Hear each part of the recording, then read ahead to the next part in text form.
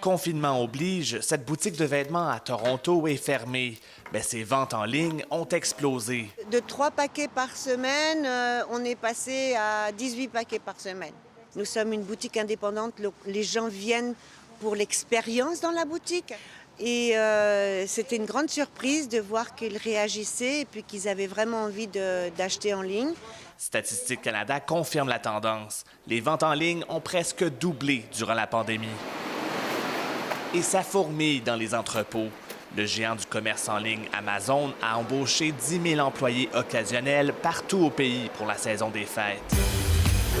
Les services de livraison de colis UPS et FedEx déploient aussi des renforts.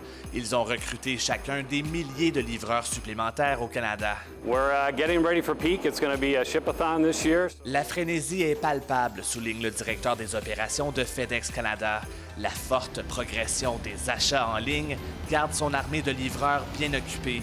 Post Canada, de son côté, a embauché 4000 travailleurs de plus. On embauche toujours des employés occasionnels pour nous aider durant la période des fêtes, mais là, cette année, il va en avoir plus et ils ont commencé plus tôt. Avant la pandémie, Juanita Joubert livrait en moyenne une 60aine de paquets par jour. La factrice torontoise en livre maintenant autour de 120, parfois même plus. Le commerce en ligne y joue pour beaucoup, selon elle. Obviously, there's been a lot more online shopping.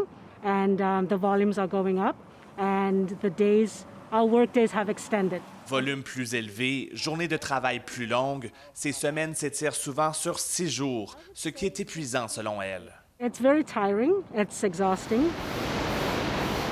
Une autre industrie à bout de souffle, celle du recyclage. Depuis le début de la pandémie, les centres de récupération de GFL Environmental à l'échelle du pays traitent chaque mois entre 2500 et 3500 tonnes de carton de plus, une augmentation de 25 à 30 Boxes that are typically used for e-commerce type shipments, we've seen a rise of 25 to 30%.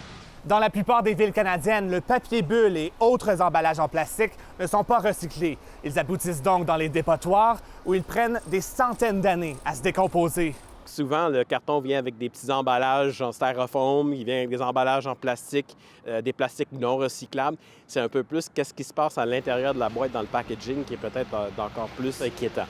Les conséquences environnementales du commerce en ligne ne se limitent pas qu'aux déchets.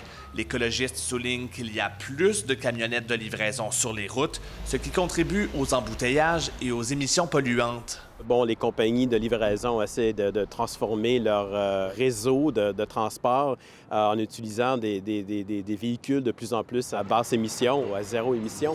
Purolator s'est doté récemment d'une flotte de vélos cargo électriques à Montréal. FedEx mène un projet pilote semblable à Toronto.